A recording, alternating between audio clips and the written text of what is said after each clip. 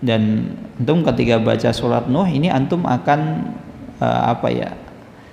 antum akan menyelami bagaimana kisah Nabi Nuh, bagaimana dakwahnya Nabi Nuh.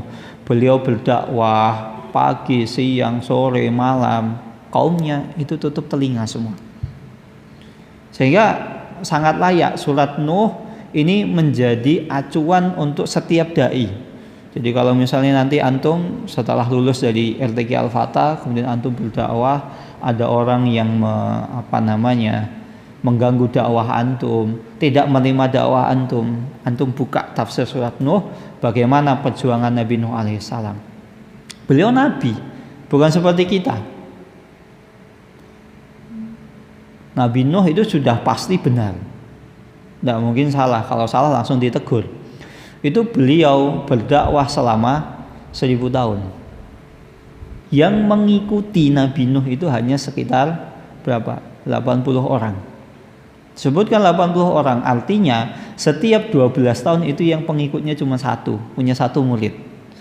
Coba bayangkan antum kalau ngisi kajian ini bisa jadi satu kajian itu yang hadir 50, 100.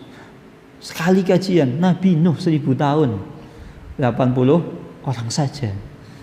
Sehingga antum itu ketika berdakwah misalnya pengikutnya sedikit, antum akan nggak apa-apa Nabi Nuh. Begitu juga ketika dakwah antum tidak diterima oleh masyarakat, antum akan buka Nabi Nuh. Nabi Nuh jangankan baru mau berdakwah, baru innal hamdah, belum innal hamdalillah, baru kelihatan Nabi Nuh alaihissalam kaumnya sudah tutup telinga. Jangan sampai aku dimasuki, diracuni oleh Nuh alaihissalam. Betapa sabarnya Nabi Nuh alaihissalam, beliau berdakwah 1000 tahun. Kita kan kadang dakwah, ada di antara kita ini dakwah baru sehari 2 hari sudah putus asa. Nabi Nuh 1000 tahun. Yang sudah pasti yang apa yang didakwahkan Nabi Nuh itu pasti benar. Tidak seperti kita gitu. Maka berdakwah ini butuh effort, butuh semangat, pantang menyerah.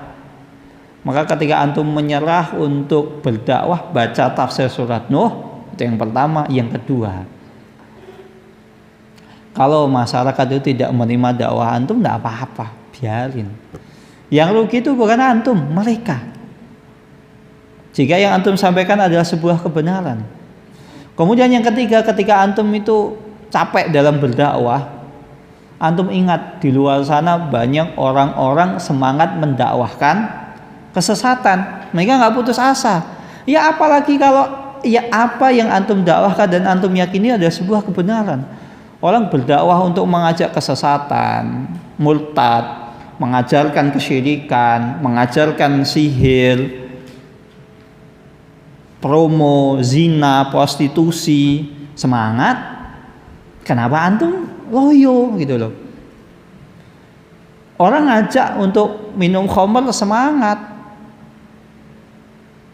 Kenapa antum yang di atas jalan kebenaran malah antum loyo? Nah, inilah ikhwas yang dirahmati Allah Subhanahu wa taala. Allah Subhanahu wa taala mengabadikan kisah Nabi Nuh alaihissalam dalam surat Nuh 22 dan 23.